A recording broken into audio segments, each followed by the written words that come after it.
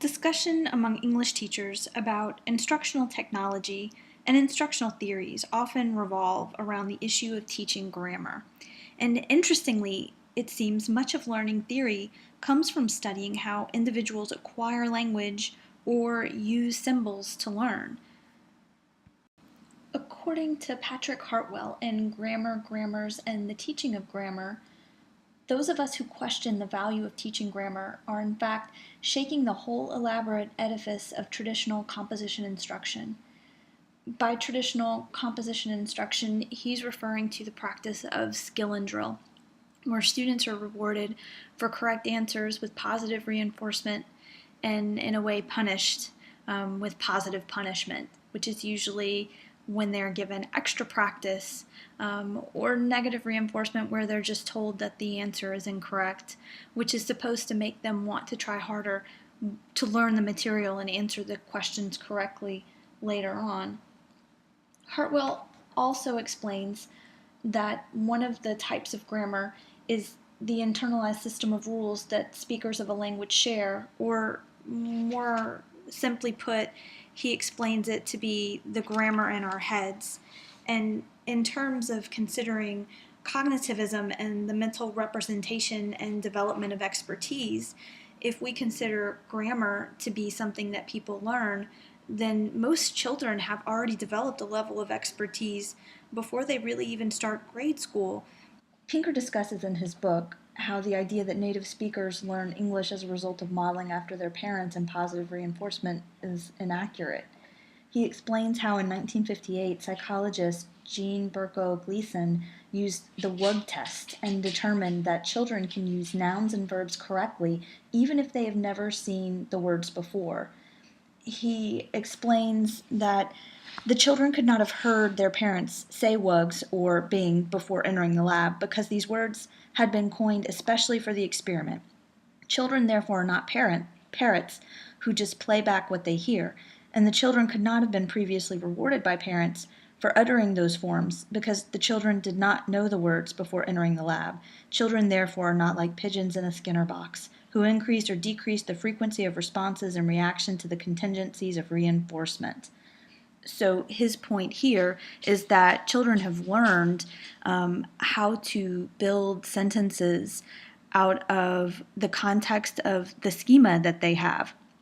Learning takes place according to when, as a schemata change when they accommodate to new information in the environment and as new information is assimilated by them.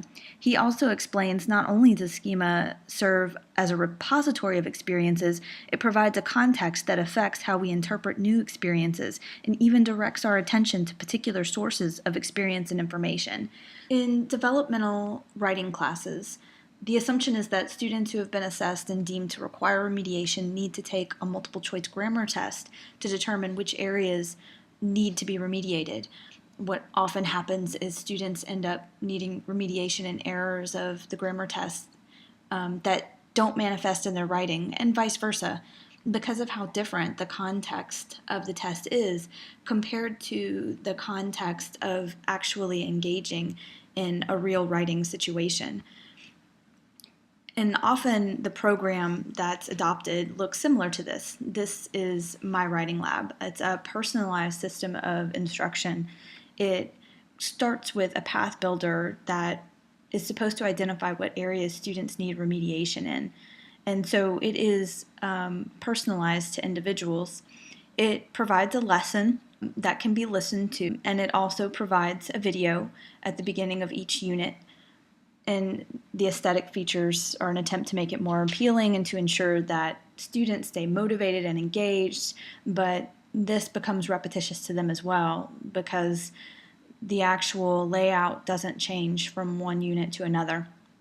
As students go through and answer questions, they either receive positive reinforcement saying that they did an excellent job and they got the answer correct, or they receive negative reinforcement telling them that they got it incorrect, and the result is that their percentage is low. This is also use of mastery learning, and that students are expected to reach a certain level of success before they can move on to the next section of a unit. So they have to receive 80% on their recall activities before they can move on to the post-test for that particular unit. The problem here is that, as Lunsford states in Cognitive Development in the Basic Writer, our students might well perform a given task in a specific situation, but they have great difficulty abstracting from it or replicating it in another context. And since the goal is ultimately to have students write better, then this doesn't necessarily achieve that. The problem is one of assessment, as Duffy and Cunningham point out in Constructivism, Implications for the Design and Delivery of Instruction.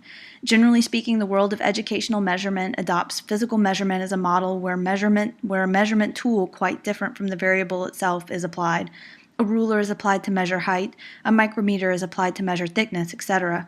By analogy, an intelligence test measures intelligence but is not itself intelligence. An achievement test measures a sample of a learned domain but is not itself that domain. Shu and Barab, in their summary of the main principles of cognitivism, emphasize the view of the mind as computer metaphor.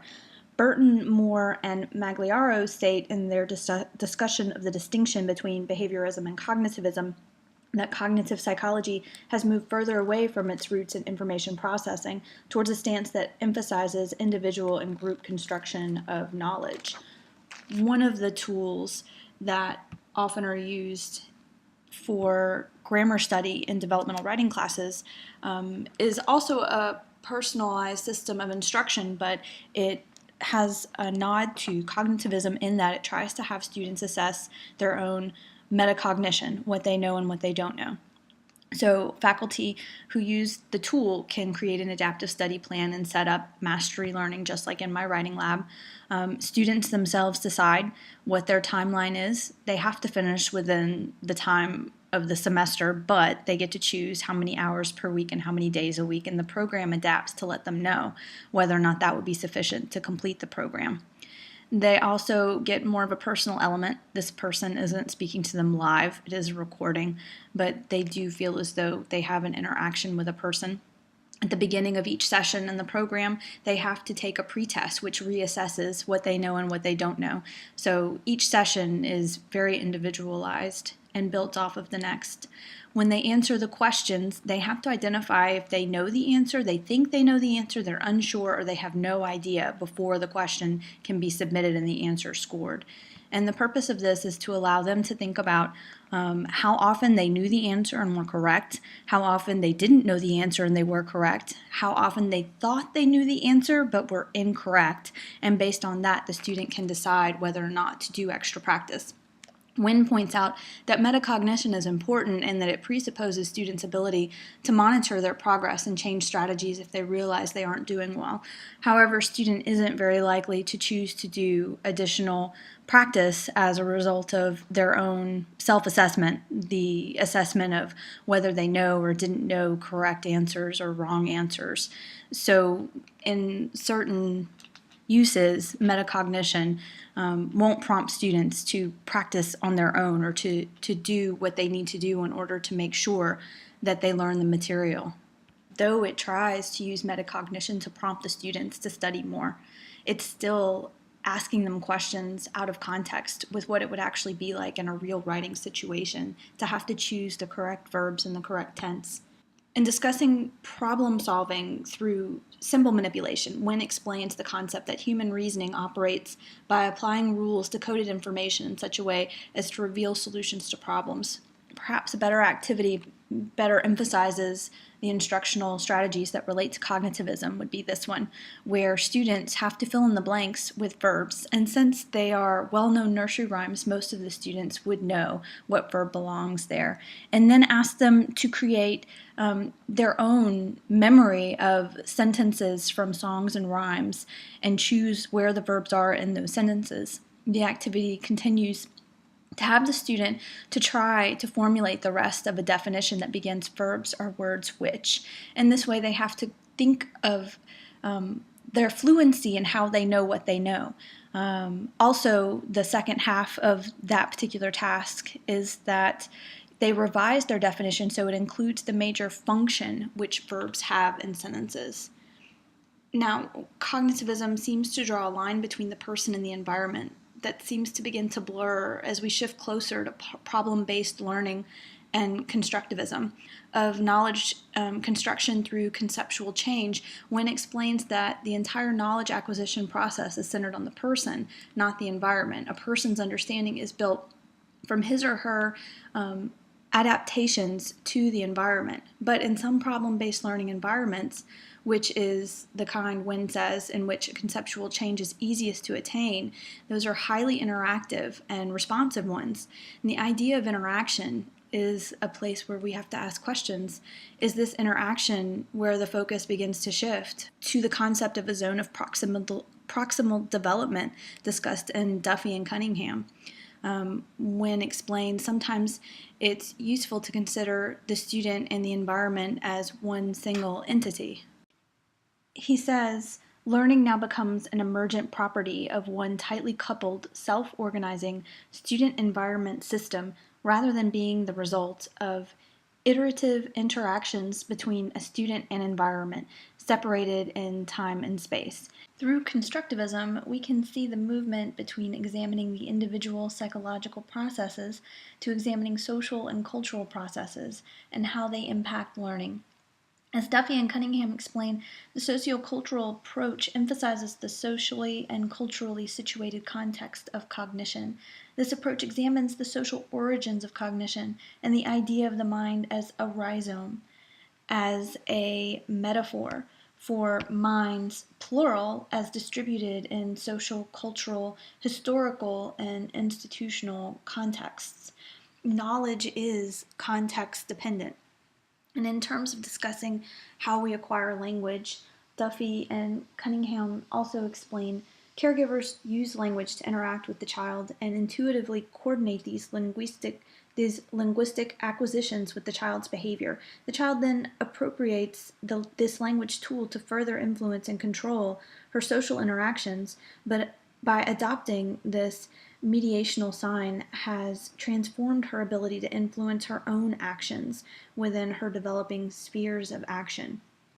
Discovery learning, which often requires students to discover what the teacher wants them to learn, should instead focus on students' ability to be able to think in a context domain, and it should put them in social situations that promote learning.